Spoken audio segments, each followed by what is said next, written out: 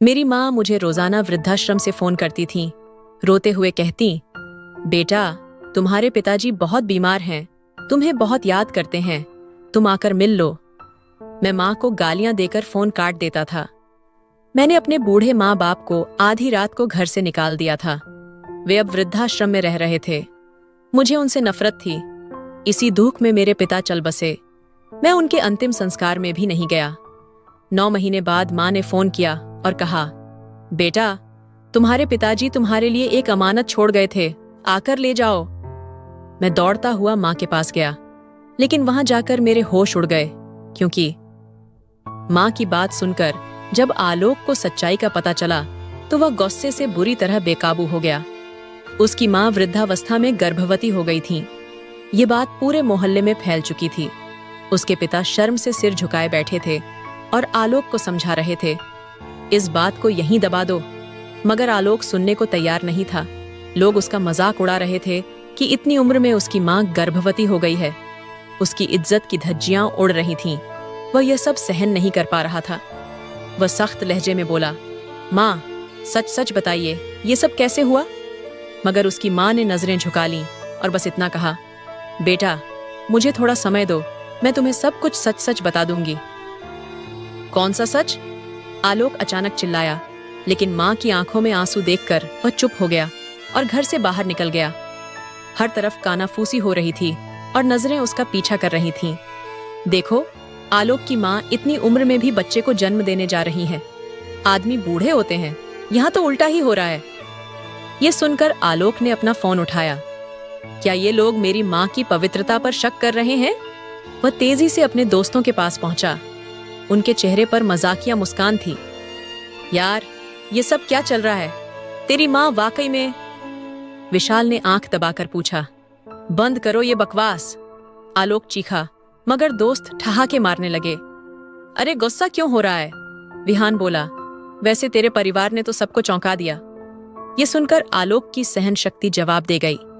उसने गुस्से में विहान की गर्दन पकड़ ली। एक और शब्द कहा तो अच्छा नहीं होगा। उसकी आंखों में खून उतर आया था। दोस्तों ने बीच बचाव किया, लेकिन वे सब उसका मजाक उड़ा रहे थे।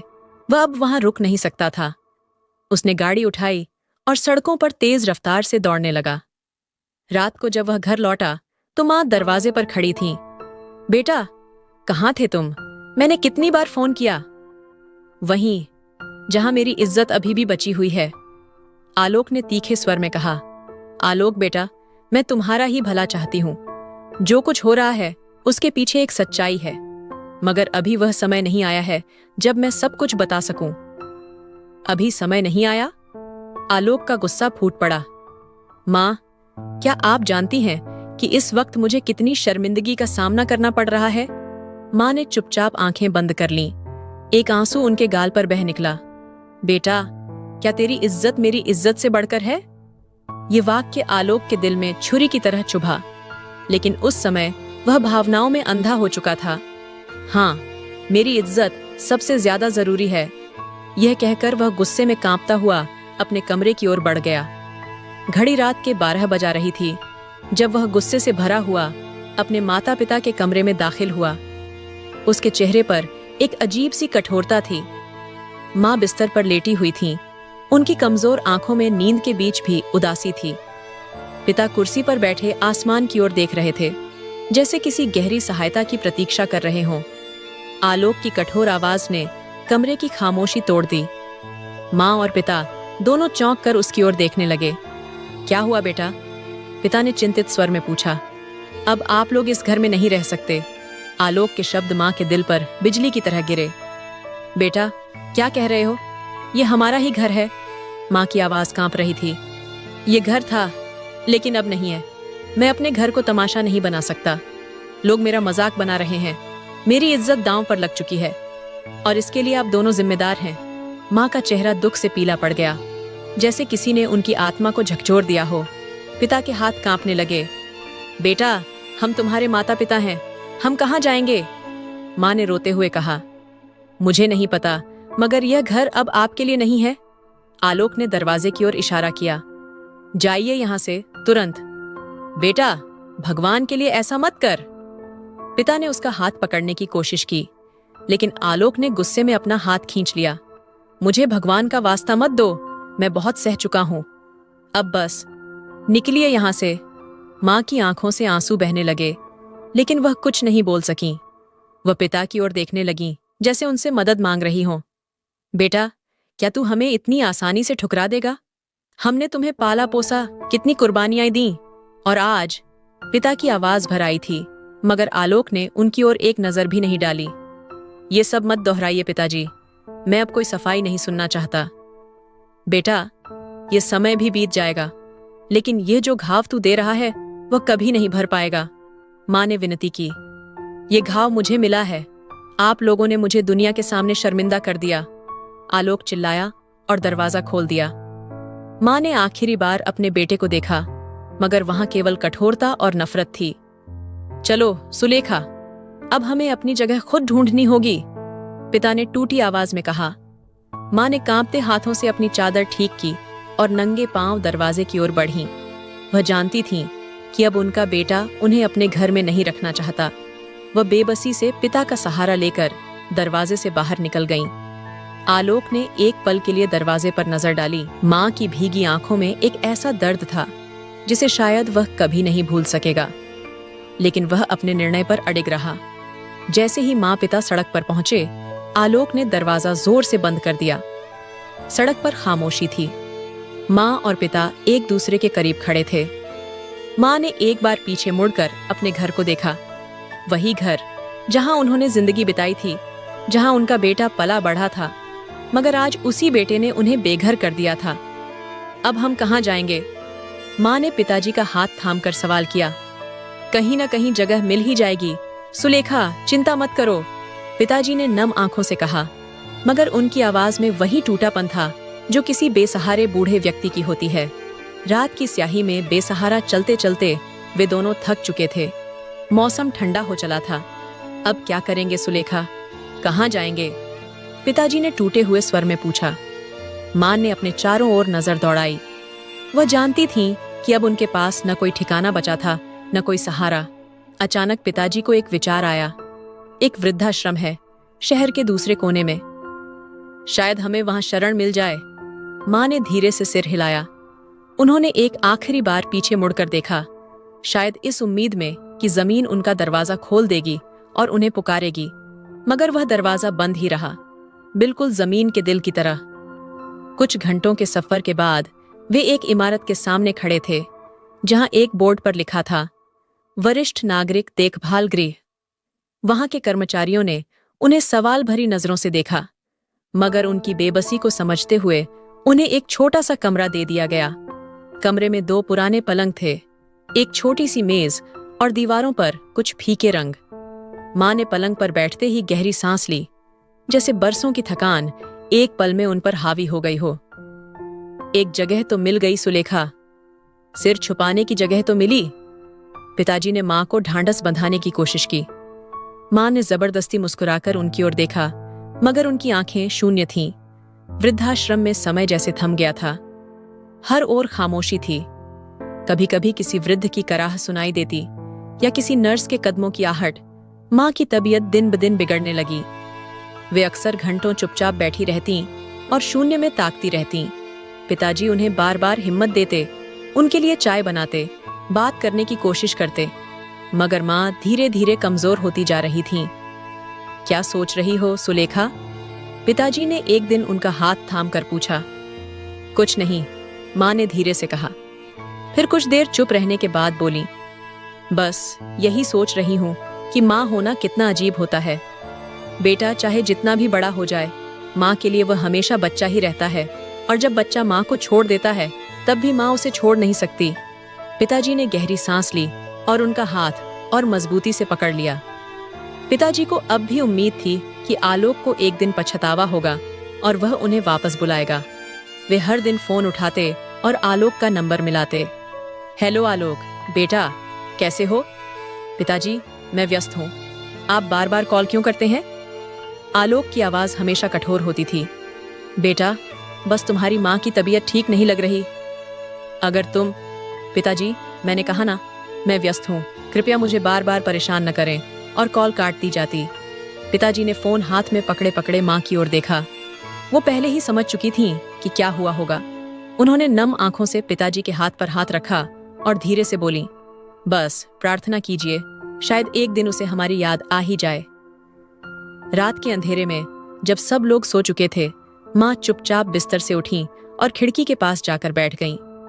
बाहर चांदनी फैली हुई थी, लेकिन उनके दिल के अंधेरे को कोई रोशनी मिटा नहीं सकती थी। सुलेखा, मेरा दिल बहुत भारी हो रहा है, पिताजी ने शाम को माँ से कहा। वो कुर्सी पर बैठे खिड़की से बाहर की ओर देख रहे थे। बस दुआ कीजिए, भगवान सब ठीक करेगा, माँ ने धीरे से उत्तर दिया, लेकिन उनके स्वर में भी विश्वास की कमी थी। पिताजी रोज की तरह आलोक को फोन करने के लिए अपना मोबाइल उठाते हैं, लेकिन उनके हाथ कांप रहे थे। बड़ी मुश्किल से नंबर डायल किया। हेलो आलोक बेटा। पिताजी, आप फिर फोन कर रहे हैं? मैंने कहा था कि मुझे परेशान न करें। आलोक का लहजा कठोर था। बेटा, बस एक बार आकर हमें देख जा। तेरी माँ की तबीयत भी ठीक नहीं है और मुझे भी कुछ दिनों से सीने में दर्द हो रहा है। पिताजी, कृपया, मैंने पहले ही बहुत परेशानी झेल ली है, अब और नाटक नहीं सुन सकता। अगर आपकी तबीयत खराब है तो डॉक्टर के पास जाइए, मुझे इन सब में मत घसीटिए। फोन कट गया। पिताजी कुछ समय तक चुप बैठे रहे, फिर धीरे से मोबाइल को मेज पर रख दिया। उनकी आंखें शून्य में खोई हुई थीं, जैसे किसी गहरे विचार में डूब गए हों। क्या कहा उसने? माँ ने धीरे से पूछा। पिताजी ने जबरदस्ती मुस्कुराते हुए कहा, कुछ नहीं, बस व्यस्त था। लेकिन सच्चाई यह थी कि वो अंदर से टूट चुके थे। अगली रात पिताजी की तबीयत अचानक बिगड़ गई। उनका सीना जोर से दर्द कर रहा था, सांसें उखड़ रही थीं, माथे पर पसीना था। माँ घबराकर नर्स को बुलाने भागी, लेकिन तब तक देर हो चुकी थी। जल्दी एम्बुलेंस बुलाइए, नर्स ने कहा, लेकिन पिताजी का शरीर शांत हो चुका था। उन्हें दिल का दौरा पड़ा था। हमने पूरी कोशिश की। डॉक्टर ने बात अधूरी छोड़ दी। माँ के कानों में जैसे विस्फोट हो गया हो। ये नहीं हो सकता, मेरे पति नहीं जा सकते। वो तो बस कुछ दिन पहले ठीक थे, माँ ने रोते हुए कहा। लेकिन सच्चाई यही थी कि अब वो इस दुनिया में नहीं थे। माँ ने कांपते हाथों से आलोक का नंबर मिलाया। हेलो बेटा, तुम्हारे पिताजी। माँ की आवाज आंसुओं में डूबी हुई थी। वो हमें छोड़ गए बेटा। कुछ क्षण के लिए खामोशी छा गई। पिताजी चले गए? आलोक ने धीरे से दोहराया। हाँ बेटा, कम से कम आखिरी बार उन्हें देख लो। लेकिन आलोक के दिल में कोई भावना नहीं जगी। माँ, वो तो पहले ही बीमार थे, ये तो होना ही था। मैं नहीं आ सकता। माँ को लगा जैसे किसी ने उनके दिल में छुरा घोंप दिया हो। बेटा, वो तुम्हें आखिरी बार देखना चाहते थे। उनके चेहरे पर आखिरी वक्त भी तुम्हारा ही नाम था। माँ कृपया, मैं और भावुक बातें सुनने के मूड में नहीं हूँ। कल ऑफिस में व्यस्त हूँ, आप ही उनका अंतिम संस्कार करवा दीजिए। फोन कट गया। माँ ने फोन को सीने से लगा लिया। उनके होंठ कांप रहे थे और आंखों से आंसू बह रहे थे। हे भगवान, यह कैसा इम्तिहान है, वो सिसकते हुए बोली। उनकी जिंदगी का सबसे बड़ा सहारा अब मिट्टी में दफन होने जा रहा था, और उनका बेटा, जिसके लिए उन्होंने पूरी जिंदगी लगा दी, उन्हें इस अंतिम समय में भी अकेला छोड़ गया। वो एक निर्जीव देह की तरह अस्पताल की बेंच पर बैठ गईं। उनकी आंखों में बस दर्द, बेबसी और गहरा दुख था। आलोक बेटा, तूने अपनी मां को जीते जी मार डाला। ओल्ड एज होम के आंगन में सन्नाटा पसरा हुआ था। सिर्फ कुछ पक्षियों की चहचहाहट थी, जो माहौल को थोड़ा हल्का करने की नाकाम कोशिश कर रही थी। माँ बेंच पर बैठी थीं, हाथों में गीता थामे बस शून्य में देख रही थीं। 2 दिन बीत चुके थे, लेकिन आलोक का कोई फोन, कोई संदेश नहीं आया था। वो अपने पिता के अंतिम संस्कार पर भी नहीं आया। माँ, क्या आपको उम्मीद थी कि वो आएगा? नर्स ने धीरे से पूछा, जो कई दिनों से उनके साथ थी और उनकी हालत देखकर असहज हो रही थी। माँ ने एक उदास मुस्कान के साथ सिर झुका लिया। नहीं बेटी, मुझे उम्मीद नहीं थी। बस दिल के किसी कोने में एक प्रार्थना थी कि शायद मेरा बेटा पछताकर लौट आए, शायद एक बार अपने पिता का चेहरा देख ले। लेकिन वो बात पूरी न कर सकी। उनकी आंखें भर आईं। दूसरी तरफ आलोक अपने दफ्तर में बैठा हुआ था। सर, सुना है आपके पिता का निधन हो गया। हमें बहुत दुख हुआ, एक कर्मचारी ने हिम्मत करके कहा। आलोक ने एक नजर उसकी तरफ देखा, जैसे वह इस बात का जिक्र भी नहीं सुनना चाहता था। हाँ, हो गया, लेकिन यह जीवन का हिस्सा है। लोग आते हैं और चले जाते हैं। तुम लोग अपने काम पर ध्यान दो, इन बेकार बातों पर नहीं। उसने लापरवाही से कहा और फाइलों में व्यस्त हो गया। उसके मन में कहीं भी पछतावा नहीं था, न ही किसी दुख का कोई असर। माँ की खामोशी सिर्फ बाहर नहीं, भीतर भी गहराती जा रही थी। वह कई दिनों से ठीक से खाना नहीं खा रही थी और उनकी तबीयत लगातार बिगड़ती जा रही थी, मगर उनके भीतर पल रही नन्ही जान हर बार उन्हें टूटने नहीं देती थी।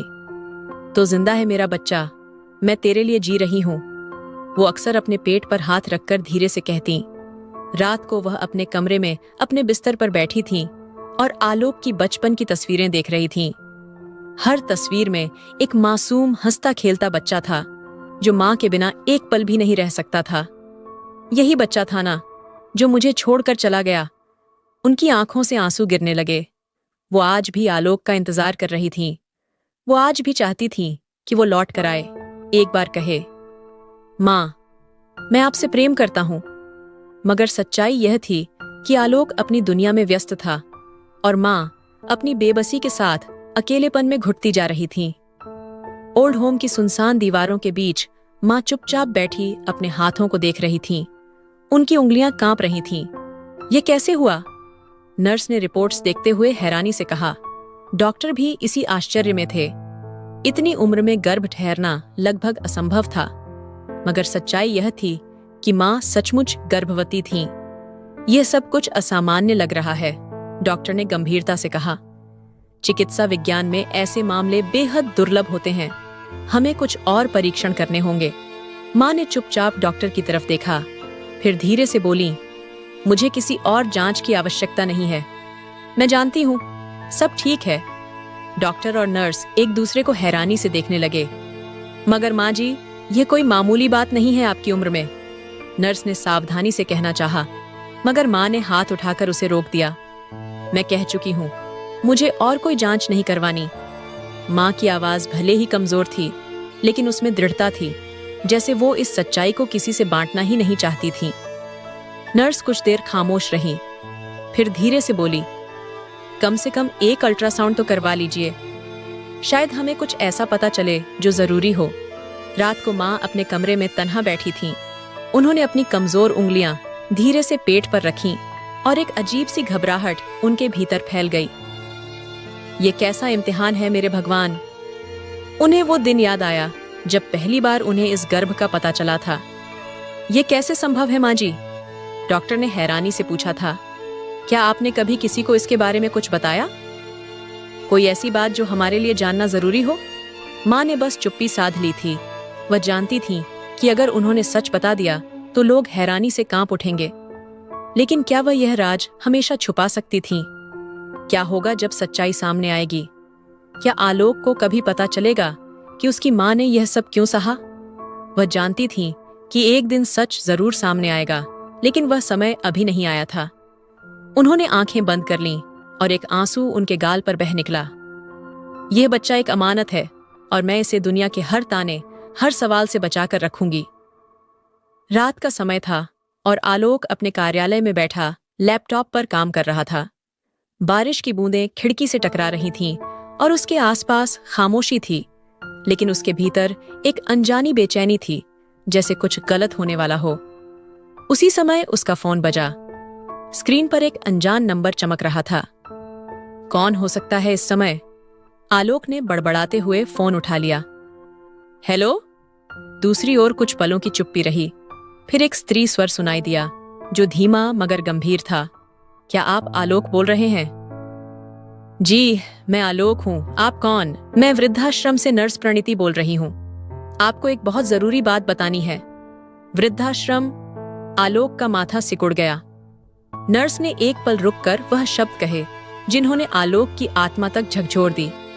बधाई हो आलोक साहब, आपके छोटे भाई का जन्म हो चुका है। कुछ पल के लिए आलोक को लगा कि शायद उसने कुछ गलत सुन लिया है। वह हैरानी से बोला, तुम क्या कह रही हो?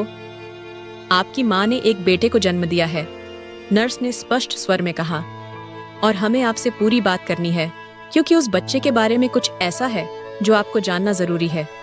आलोक की उंगलियां पसीने से भीग गईं। उसका दिल तेजी से धड़कने लगा। आलोक साहब, हम आपसे निवेदन करते हैं कि एक बार आकर अपनी माँ और भाई को देख लें। मगर आलोक की पुरानी पीड़ा फिर से सिर उठा चुकी थी। वह ये सब सुनकर शर्मिंदा महसूस कर रहा था, लेकिन साथ ही गुस्से में भी था। ये सब बकवास है, मुझे इन बातों में कोई रुचि नहीं है, आलोक ने कठोर स्वर में कहा और गुस्से में फोन काट दिया। फोन बंद करते ही आलोक ने गहरी सांस ली, मगर उसका दिल अभी भी तेजी से धड़क रहा था। ये सब क्या हो रहा है? वह खुद से सवाल कर रहा था। क्या सच में मेरा कोई भाई पैदा हुआ है? और वह नर्स आखिर मुझे क्या बताना चाहती थी? उसने अपने सिर को झटका, जैसे इन विचारों को बाहर निकालना चाहता हो। नहीं, मैं दोबारा इस सब में नहीं पड़ सकता। मैंने उन दोनों को अपनी जिंदगी से बाहर कर दिया था और अब मैं पीछे मुड़कर नहीं देखूंगा। मगर जितना भी वह खुद को संभालने की कोशिश करता, एक अनजानी बेचैनी उसके दिल में घर कर चुकी थी। आखिरकार कई दिन की उधेड़बुन के बाद उसने फैसला कर लिया कि वह खुद जाकर सच्चाई का पता लगाएगा। आलोक की गाड़ी वृद्धाश्रम के दरवाजे के पास आकर रुकी। वह सीधे स्वागत कक्ष की ओर गया, जहां नर्स प्रणीति उसे देखकर चौंक गई। आप आ गए? हाँ, लेकिन ज्यादा बातें मत करो, बस मुझे मेरी माँ से मिला दो, आलोक ने सख्त लहजे में कहा। नर्स ने गहरी सांस ली और चुपचाप उसे अंदर के कमरे की ओर ले गईं। आलोक ने गुस्से से दरवाजा खोला। सामने कुर्सी पर उसकी माँ बैठी थी और उनकी गोद में एक नवजात बच्चा था। अत्यंत स्वस्थ, गोरा और बड़ी बड़ी आंखों वाला मासूम सा चेहरा। माँ उसे प्यार से देख रही थी और धीरे धीरे उसके माथे को चूम रही थी। आलोक के भीतर गुस्से की एक लहर दौड़ गई। ये क्या नाटक है? वह गरजा। माँ ने चौंक कर उसकी ओर देखा, लेकिन उनकी आंखों में कोई डर नहीं था। वह बस चुपचाप थीं। ये बच्चा किसका है? आलोक ने उंगली उठाकर इशारा किया। माँ ने कोई उत्तर नहीं दिया, बस बच्चे को अपने और पास खींच लिया, जैसे वह उसे किसी तूफान से बचाने की कोशिश कर रही हो। बोलिए माँ, ये किसका है? आपकी उम्र में ये कैसे संभव है? क्या वाकई लोग जो कह रहे थे वह सच है? आलोक के सवाल पर माँ के चेहरे पर एक साया सा लहराया, लेकिन उन्होंने कोई सफाई नहीं दी। माँ, मैं आपसे पूछ रहा हूँ, कहीं ये किसी पाप का परिणाम तो नहीं? ये वाक्य सुनते ही माँ का चेहरा सफेद पड़ गया। वह जैसे भीतर से टूट गईं। नर्स प्रणीति, जो दरवाजे के पास खड़ी यह सब सुन रही थी, अचानक बोल पड़ी। श्रीमान आलोक, आपको अपनी माँ पर यह नीच आरोप लगाते हुए शर्म नहीं आई? तो फिर बताइए, ये क्या है? आलोक ने नर्स को कठोर दृष्टि से घूरा। माँ ने कांपते हाथों से बच्चे को अपनी छाती से लगा लिया। उनकी आंखों में आंसू थे, लेकिन वह अब भी मौन थीं। माँ, आप चुप क्यों हैं? सच क्यों नहीं बता रही? आलोक ने चिल्लाकर कहा। माँ ने नम आंखों से अपने बेटे को देखा और बस इतना कहा, सच समय आने पर स्वयं बोलेगा बेटा। यह सुनते ही आलोक का धैर्य जवाब दे गया। वह गुस्से से पैर पटकते हुए बाहर निकल गया, लेकिन उसके दिल में एक बेचैनी थी, एक ऐसी बेचैनी जिसका अर्थ वह स्वयं भी नहीं समझ पा रहा था। आलोक क्रोध में वृद्धाश्रम से निकला, लेकिन उसके कदम भारी हो रहे थे। उसके भीतर जैसे कोई युद्ध चल रहा था। वह कार में बैठा, लेकिन उसके हाथ स्टीयरिंग पर कसकर जमे हुए थे।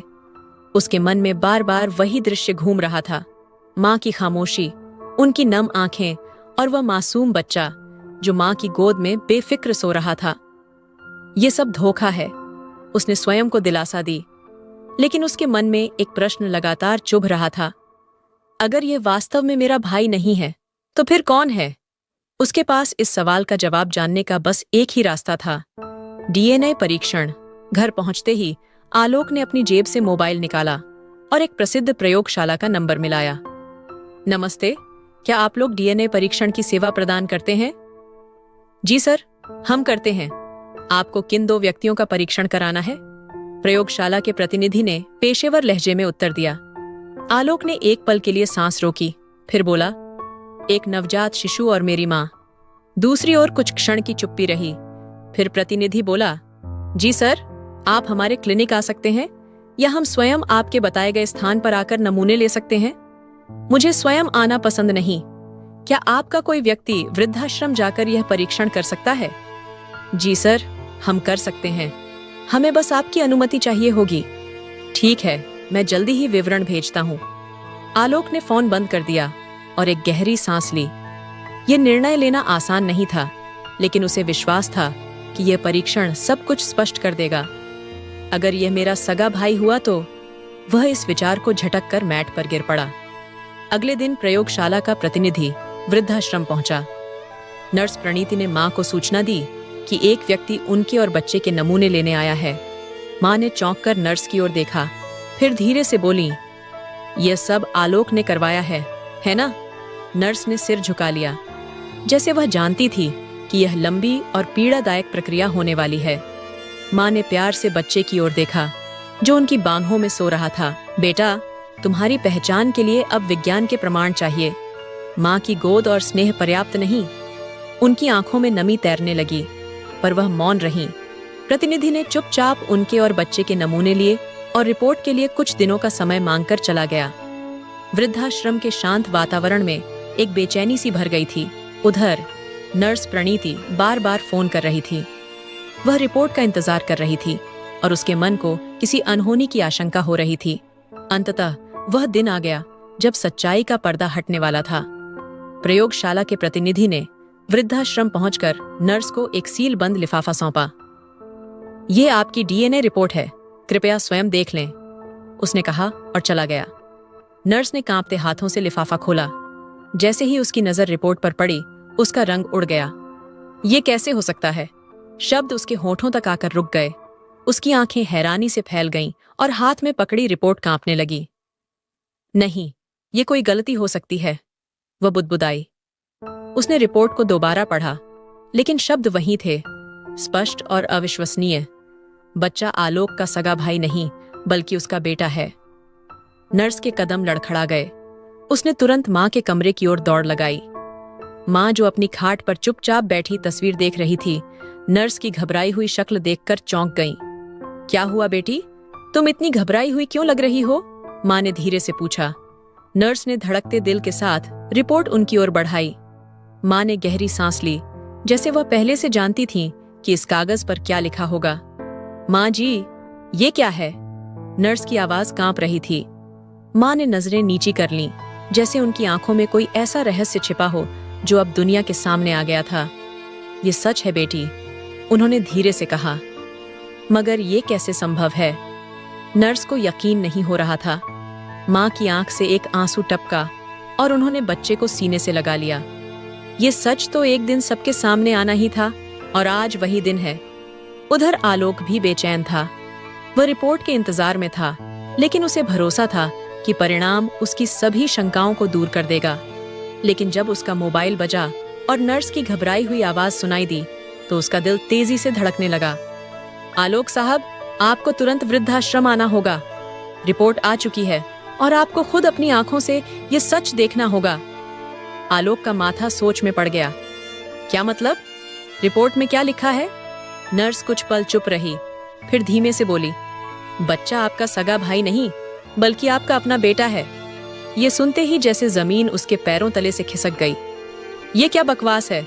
ये कैसे संभव है? उसका शरीर कांपने लगा। यही सच है आलोक साहब, नर्स ने कहा। अब आपको खुद आकर अपनी मां से यह रहस्य पूछना होगा। आलोक के हाथ से फोन गिर गया। उसकी सांसें तेज हो गईं और दिमाग में बस एक ही सवाल गूंज रहा था, ये सब कैसे हुआ? आखिर ये सच मेरे सामने इतनी देर से क्यों आया? वह पागलों की तरह कार की चाबी उठाकर बाहर निकला, कार स्टार्ट की और पूरी रफ्तार से वृद्धाश्रम की ओर चल पड़ा। रास्ते भर उसके दिमाग में अजीब अजीब विचार आ रहे थे। आलोक वृद्धाश्रम पहुंचा और तेजी से अंदर दाखिल हुआ। नर्स पहले से ही दरवाजे पर मौजूद थी, जैसे उसका इंतजार कर रही हो। कहाँ है मेरी माँ? आलोक ने सख्त लहजे में पूछा। अंदर अपने कमरे में, नर्स ने धीरे से कहा। लेकिन आलोक साहब, कृपया उनसे शांतिपूर्वक बात करें, वे पहले ही बहुत तकलीफ में हैं। तकलीफ में है? आलोक व्यंग्य से हंसा। और मैं? मेरी पूरी दुनिया हिल गई है और तुम कह रही हो कि मैं आराम से बात करूं? वह तेजी से दरवाजा खोलकर अंदर गया। मां खाट पर बैठी थीं। बच्चा उनके पास सो रहा था। जैसे ही आलोक अंदर गया, वह धीरे से सीधी होकर बैठ गईं। उनकी आंखों में वही पुरानी उदासी थी जो वे महीनों से छिपाए हुए थीं। मां! आलोक की आवाज में गुस्सा, हैरानी और अविश्वास सब झलक रहा था। ये क्या है? ये सब झूठ है ना? माँ ने आहिस्ता से उसकी ओर देखा। उनकी आंखें नम थीं। बेटा, वह धीरे से बोली, मैं जानती थी कि एक दिन तुम आओगे और यह सवाल करोगे। तो फिर जवाब दो माँ, ये बच्चा मेरा भाई नहीं बल्कि मेरा बेटा कैसे हो सकता है? माँ की आंखों से आंसू गिरा, लेकिन वह चुप रहीं। माँ, कुछ तो बोलिए। क्या वाकई आपने ऐसा कोई कदम उठाया जिससे हमारी इज्जत मिट्टी में मिल जाए? ये सुनकर माँ का चेहरा उतर गया। उन्होंने कांपते हाथों से बच्चे को सीने से लगा लिया। बेटा, तुमने अभी जो कहा वही सुनने का मुझे सबसे ज्यादा डर था। वे धीरे से बोली, माँ, आपका चुप रहना मेरे संदेह को और गहरा कर रहा है। मुझे सच जानना है, अभी और इसी वक्त। माँ ने एक गहरी सांस ली, जैसे वह बरसों का बोझ एक ही पल में उतारना चाहती हो। बेटा, मैं जो कहने जा रही हूँ उसके लिए खुद को तैयार कर लो, क्योंकि यह सच तुम्हें अंदर तक झकझोर देगा। आलोक की आंखों में बेचैनी थी, मगर वह चुपचाप खड़ा रहा। माँ ने एक नजर सोते हुए बच्चे पर डाली, फिर जमीन की ओर देखा और बोली, ये बच्चा तुम्हारा बेटा है आलोक, और यह उस पाप की निशानी है जो तुमने बरसों पहले किया था। ये सुनकर आलोक के कदम लड़खड़ा गए और उसके कानों में एक शोर गूंजने लगा, जैसे पूरी दुनिया अचानक खामोश हो गई हो। माँ ने आंखें बंद कर लीं, जैसे अब उनके पास छिपाने को कुछ न रहा हो। हाँ आलोक, ये वह सच्चाई है जिसे मैंने 9 महीने अपने अंदर छिपा कर रखा। ये बच्चा तुम्हारा अपना खून है, तुम्हारी अपनी संतान। और यूं एक दीवार जो सालों से हमारे बीच खड़ी थी, आज ढह गई। आलोक सुन्न हो गया था। माँ के शब्द उसकी आत्मा पर बिजली की तरह गिरे और वह अपनी जगह सन्न खड़ा रह गया। यह झूठ है, उसने जोर से कहा, जैसे खुद को यकीन दिलाने की कोशिश कर रहा हो। यह कैसे हो सकता है? ये बच्चा मेरा बेटा कैसे हो सकता है? माँ ने गहरी सांस ली और आलोक की तरफ देखा। उनकी आंखों में बरसों का दर्द सिमटा हुआ था, एक ऐसा दर्द जो उन्होंने सालों से अपने सीने में दबा रखा था। बेटा, अब समय आ गया है कि तुम्हें वह सच बताऊं जिसे मैंने 1 साल से अपने दिल में दफन किए रखा है। उन्होंने धीमे मगर भारी स्वर में कहा। आलोक का दिल तेजी से धड़कने लगा। याद है आलोक, कई साल पहले तुम्हारी जिंदगी में एक लड़की आई थी। ये सुनते ही आलोक की आंखों के सामने धुंधली यादें तैरने लगीं। वह एक गर्म दोपहर थी जब आलोक ने यूनिवर्सिटी के कैफे में पहली बार कृतिका को देखा था। बड़ी बड़ी आंखों वाली, मासूम मगर बेहद आकर्षक कृतिका, जो उसकी क्लास में नई आई थी। शुरुआत में यह एक मामूली जान पहचान थी, लेकिन फिर यह पहचान मोहब्बत में बदल गई। यह शायद आलोक के लिए बस एक समय की दिल्लगी थी, लेकिन कृतिका उसके लिए अपनी पूरी दुनिया छोड़ने को तैयार थी। वह उस पर भरोसा करती थी, उससे बेइंतहा मोहब्बत करती थी। लेकिन आलोक, वह खेल खेल रहा था। आलोक, क्या तुम मुझसे शादी करोगे? कृतिका ने एक दिन उम्मीद भरी नजरों से पूछा था। आलोक हंस पड़ा था, जैसे यह सवाल कोई मजाक हो। कृतिका यार, अभी हम बहुत छोटे हैं, जिंदगी में अभी और मजे करने हैं। कृतिका की आंखों में मायूसी थी, मगर वह फिर भी उसके साथ रही। यहाँ तक कि एक दिन वह आलोक के धोखे का शिकार हो गई। जब कृतिका ने उसे बताया कि वह गर्भवती है, तो आलोक का चेहरा उतर गया था। ये मेरा मामला नहीं है, उसने बेरुखी से कहा था। ये सब तुम्हारी गलती है, मुझे इसमें मत घसीटो। कृतिका रोती रही, गिड़गिड़ाती रही, लेकिन आलोक ने उसे बेसहारा छोड़ दिया। वह हमेशा के लिए चली गई और आलोक ने कभी उसकी खबर तक नहीं ली। माँ ने एक आंसू पोंछा और दोबारा आलोक की ओर देखा।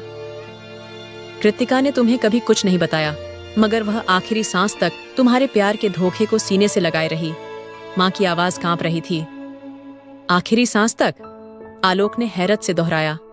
माँ ने सिर हिलाया। कृतिका बहुत बीमार हो चुकी थी।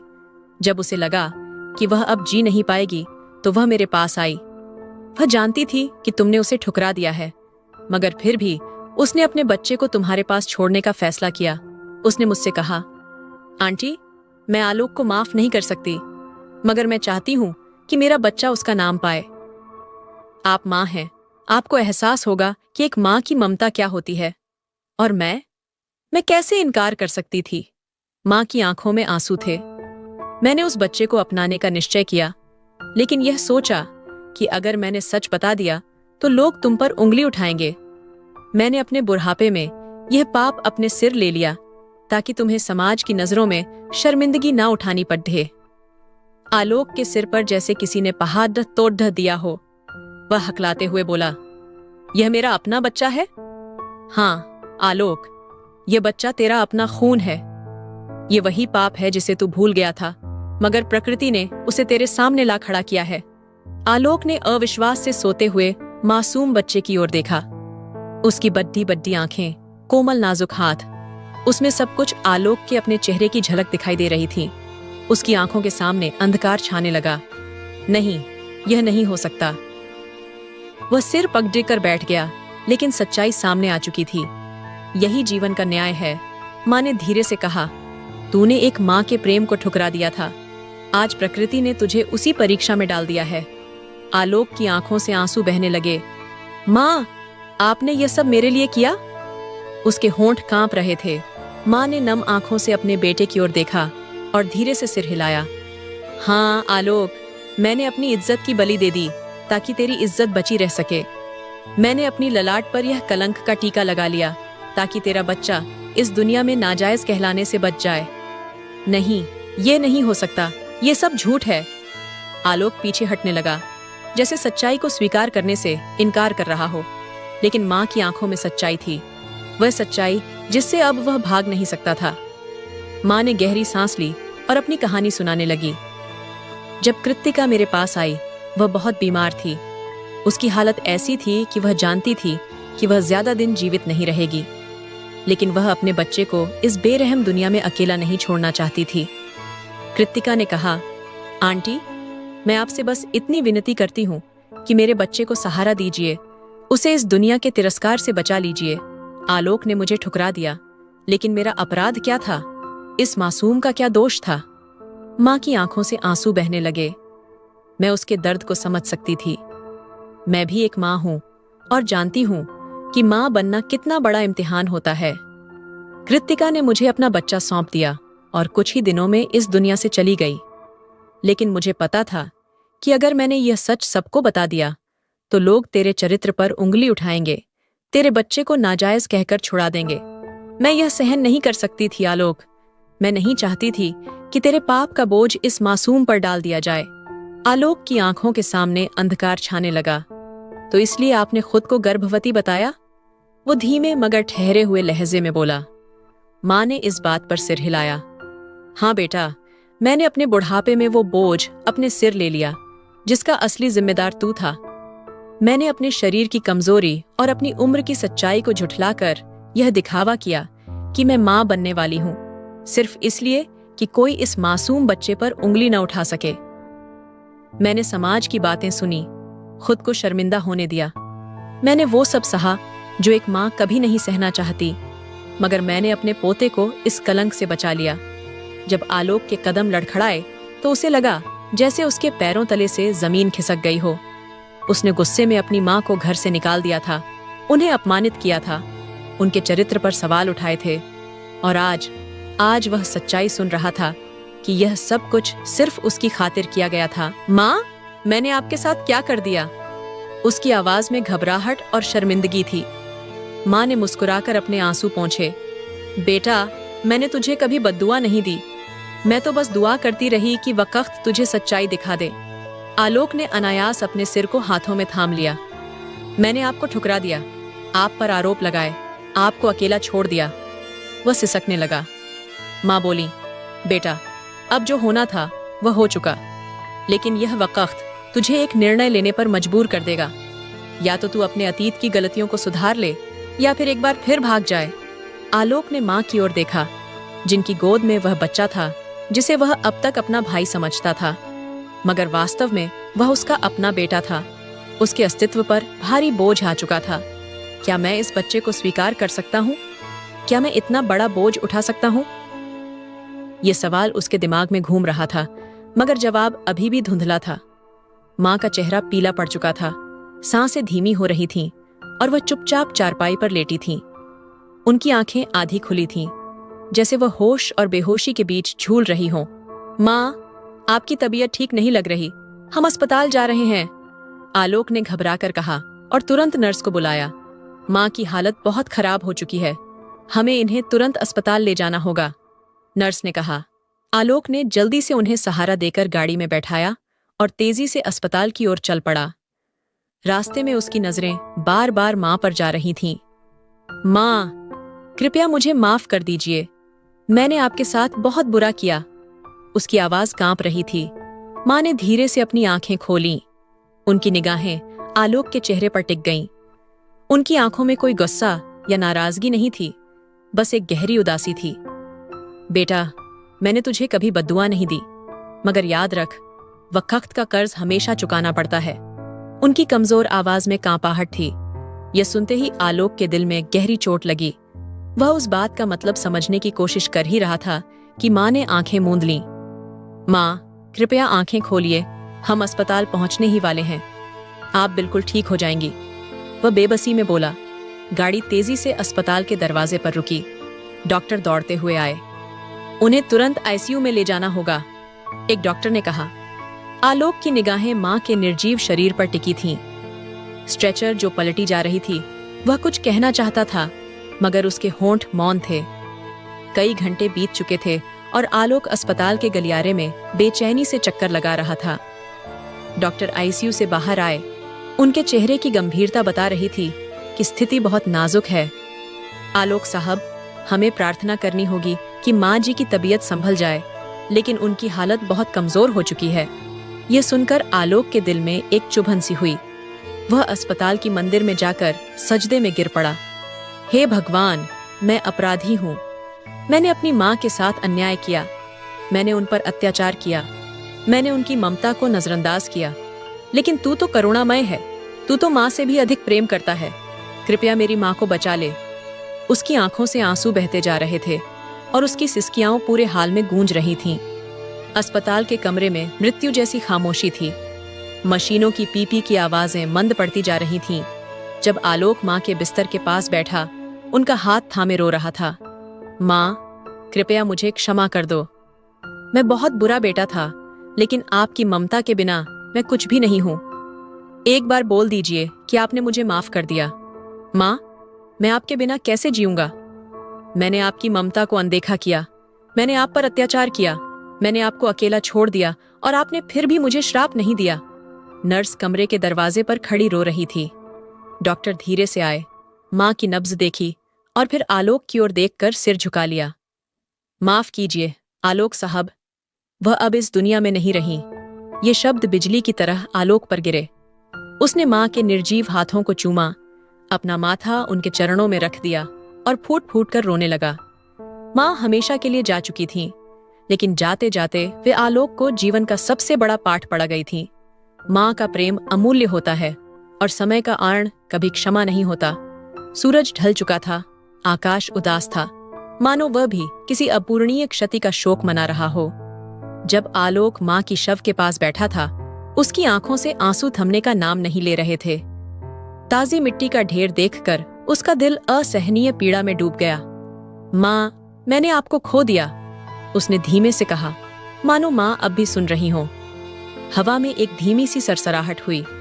स्मशान भूमि की खामोशी उसकी अंदरूनी तन्हाई को और गहरा कर रही थी। मैंने अपनी जिंदगी में सब कुछ अपने अहम और जिद पर कुर्बान कर दिया, लेकिन कभी नहीं सोचा कि आपकी ममता ही मेरी सबसे बड़ी पूंजी थी। उसने माँ की राख पर हाथ फेरा, जैसे अंतिम बार माँ को छूना चाहता हो। अगर मैं समय को लौटा सकता तो कभी आपको खुद से दूर नहीं जाने देता। यदि मैं आपका विश्वास कर लेता तो आज आप मेरे साथ होती माँ। हिचकियों के बीच उसने आकाश की ओर देखा और पहली बार दिल से प्रार्थना की, हे प्रभु, मेरी माँ को स्वर्ग में सबसे ऊंचा स्थान देना। उनके बिना यह दुनिया अब एक सुनसान जगह है। हवा में हल्की सरसराहट हुई, जैसे ईश्वर ने उसकी प्रार्थना सुन ली हो। माँ की मृत्यु के बाद आलोक की दुनिया बिल्कुल खाली हो गई थी। वृद्धाश्रम में नर्स प्रणीति ने बच्चे को अपनी गोद में उठाया और आलोक की ओर देखते हुए कहा, यह बच्चा तुम्हारा अपना खून है। आलोक साहब, अब फैसला तुम्हें करना है। क्या तुम भी अपनी माँ की तरह त्याग करोगे या फिर इसे भी यहीं छोड़ दोगे? आलोक ने कांपते हाथों से बच्चे की ओर देखा। वह नन्हा अस्तित्व, जो अब तक सच्चाई से अनजान था, अपनी मासूम आंखों से दुनिया को निहार रहा था। आलोक की आंखों में आंसू आ गए। उसे अपनी माँ का वह त्याग याद आया जो उन्होंने इस बच्चे को बचाने के लिए किया था। धीरे धीरे उसने हाथ बढ़ाया और बच्चे को नर्स की गोद से ले लिया। जैसे ही उसने बच्चे को अपनी बाहों में लिया, उसके भीतर कुछ बदलने लगा। मैं तुम्हें कभी अकेला नहीं छोड़ूंगा, आलोक ने दृढ़ स्वर में कहा। जो गलती मैंने अपनी माँ के साथ की थी वह दोबारा नहीं होगी। साल बीतते गए, समय का पहिया चलता रहा और आलोक की जिंदगी भी बदलती रही।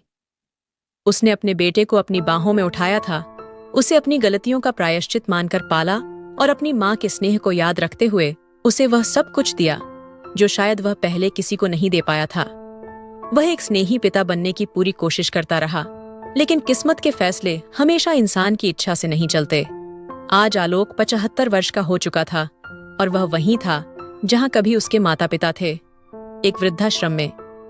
वही पुरानी शांत दीवारें, वही अकेलापन, वही प्रतीक्षा। वह एक कुर्सी पर बैठा खिड़की से बाहर देख रहा था, जैसे किसी का इंतजार कर रहा हो, जैसे कोई पुरानी याद उसकी आंखों में उतर आई हो। उसी समय एक नर्स आई और उसके पास बैठकर बोली, आज आप कुछ ज्यादा चुपचाप लग रहे हैं आलोक साहब, क्या सोच रहे हैं? आलोक ने धीरे से सिर उठाया। उसकी आंखों में सालों का दर्द और पछतावा था। बस जिंदगी को देख रहा हूं, वही जिंदगी जो इंसान को वही लौटा कर देती है जो वह दूसरों के साथ करता है। नर्स ने हल्की सी मुस्कान के साथ पूछा, आपकी तबीयत तो ठीक है ना? आलोक ने एक गहरी सांस ली। जानती हो, एक समय था जब मैंने अपनी माँ और पिता को यहाँ छोड़ दिया था क्योंकि मुझे लगता था कि वे मेरे जीवन के लिए बोझ बन गए हैं। मैंने उनके भावनाओं की परवाह नहीं की, बस अपनी अहंकार और समाज की बातों को ज्यादा महत्व दिया। नर्स चुपचाप सुनती रही। आलोक की आंखों से आंसू बहने लगे। फिर जब मैं पिता बना, मैंने सोचा कि अपनी गलतियों को सुधारूंगा। मैंने अपने बेटे को वह सब दिया जो मैंने खो दिया था। उसे अपने खून पसीने से बड़ा किया, श्रेष्ठ शिक्षा दी, एक बेहतर जीवन दिया। आलोक की आवाज कांपने लगी। मगर आज वही बेटा जिसे मैंने सब कुछ दिया, जिसने मेरी पूरी जिंदगी का केंद्र था, उसी ने मुझे यहाँ छोड़ दिया, उसी स्थान पर जहां मैंने अपने माँ बाप को छोड़ा था। नर्स ने हैरानी से पूछा, आपका बेटा? हाँ, वही जिसे मैंने अपने सीने से लगाकर पाला था, वही जिसके लिए मैंने अपनी माँ की कुर्बानी दी थी। आलोक का दिल जैसे किसी बोझ से दब गया था। पता है नर्स बेटी, मेरी माँ ने मुझे जाते समय एक वाक्य कहा था और आज वह सच हो गया है। कौन सा वाक्य? नर्स ने धीरे से पूछा। बेटा, मैंने तुझे कभी बद्दुआ नहीं दी, लेकिन वक्त का कर्ज हमेशा चुकाना पड़ता है। यह कहकर आलोक की निगाहें शून्य में खो गईं। यह कहानी एक कठोर सच्चाई को दर्शाती है कि समय कभी किसी का कर्ज नहीं छोड़ता। जो हम दूसरों के साथ करते हैं, वही किसी न किसी रूप में हमारे पास लौट कर आता है। माता पिता की इज्जत और उनका प्रेम सबसे बड़ी पूंजी होती है, क्योंकि जब समय पलटता है